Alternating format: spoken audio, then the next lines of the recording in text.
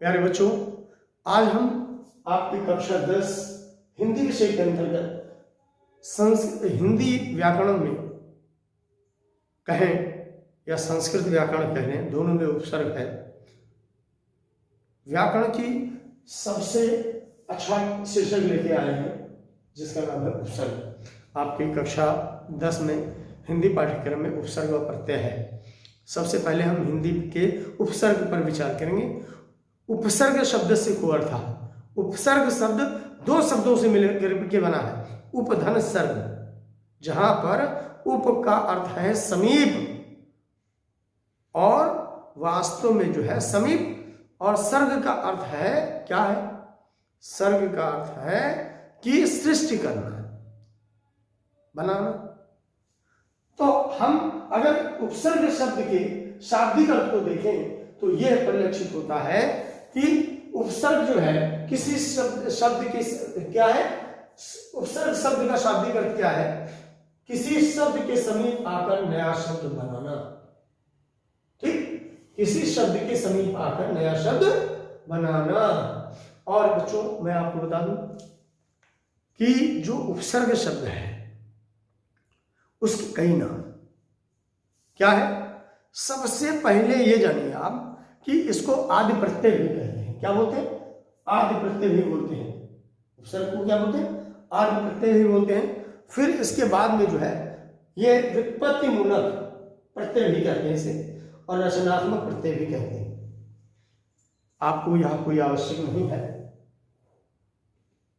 परंतु कभी आप कॉम्पिटिटिव एग्जामिनेशन में जाए, प्रतियोगी परीक्षाओं में जाए, या कहीं भी जाए, या कोई आपसे आप कभी अध्यापन का काम करने लगे और आपको कोई कंफ्यूजन पैदा करने के लिए आपको मति भ्रम करने के लिए कोई ऐसा पूछ ले कि आपने उपसर्ग पढ़ा है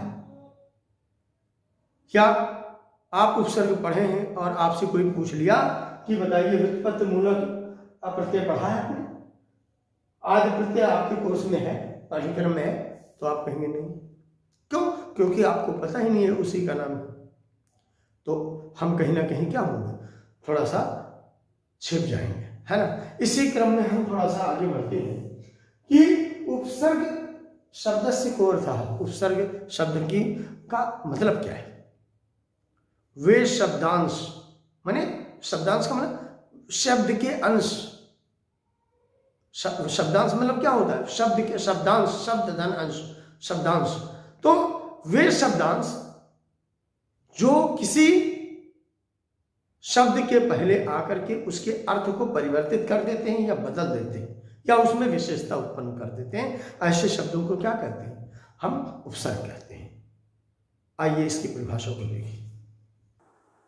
प्यारे बच्चों, अब हम परिभाषा पे चलते हैं। जैसे मैंने कहा वैसे मैंने बोर्ड पे अंकित कर दिया कि वे शब्दांश जो किसी शब्द के आरंभ में आकर, पहले आकर उनके अर्थ को परिवर्तित कर देते हैं या उनमें विशेषता ला देते हैं। ठीक, वे शब्दांश जो किसी शब्द के आरंभ में आकर उनके अर्थ में विशेषता ला देते हैं, अथवा यूं कहें कि उनके अर्थ को बदल देते हैं, क्या कहलाते हैं? उपसर्ग कहलाते हैं। और यह जो द्वितीय परिभाषा है, हमारे परम आदरणीय गुरुदेव, आपको मैं दिखा देना चाहता हूँ, ये पुस्तक आपको दुर्लभ मिलेगी नहीं, जीवन में नहीं मिलेगी। संस्कृत रूपावली है और हमारे गुरुदेव जो है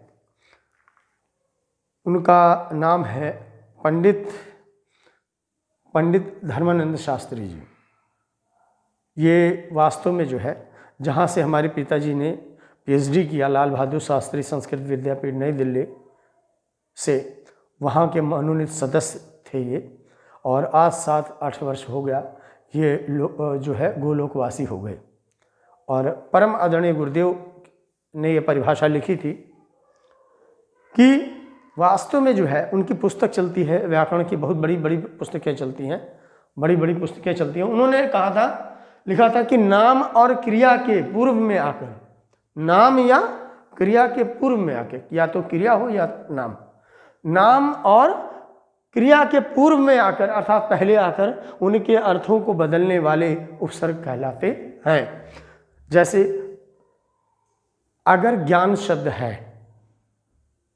उसके पहले वी उपसर्ग लग जाए तो क्या हो जाएगा? विज्ञान, माने विशेष ज्ञान। ठीक, हम देखेंगे कि उपसर्ग वी है, अप है, ऐसे ऐसे उपसर्ग देखेंगे और कुछ उपसर्गों को मैं आपको आगे परिचय कराता हूँ। तो वास्तव में जो है उन्होंने लिखा था, सबसे पहले उन्होंने लिखा था कि उपसर्गेण तत्त्वार्थः बलादन्यः प्रतीयते प्रहारहार संहार विहार परिहारवत्। ये उपसर्ग की परिभाषा के अंतर्गत है और वास्तव में जो है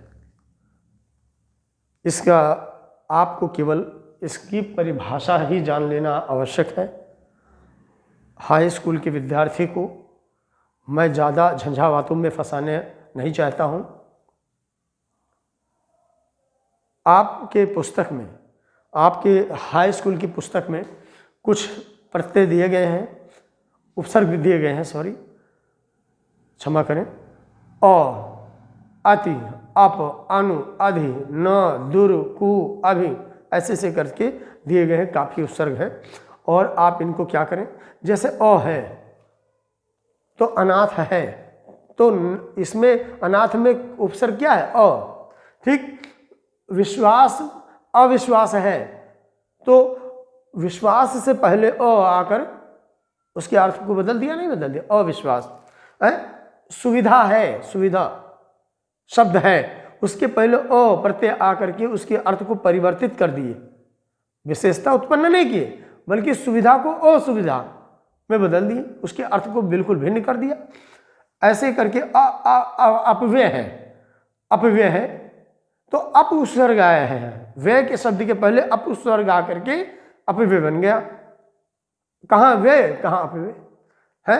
अपमान, मान शब्द है, अप उपसर्ग आया और उसके अर्थ को भिन्न कर दिया, अपमान हो गया। ऐसे बहुत से उपसर्गों की संख्या आपके हाई स्कूल के पाठ्यक्रम में है। प्यारे विद्यार्थियों, आप सभी इसकी प्रैक्टिस करें और मैं कुछ उपसर्ग ऐसे हैं जिनको मैं आपको लिखा दूंगा कि इसका अर्थ क्या होता है ना। तब तक के लिए धन्यवाद। जय हिंद, जय भारत।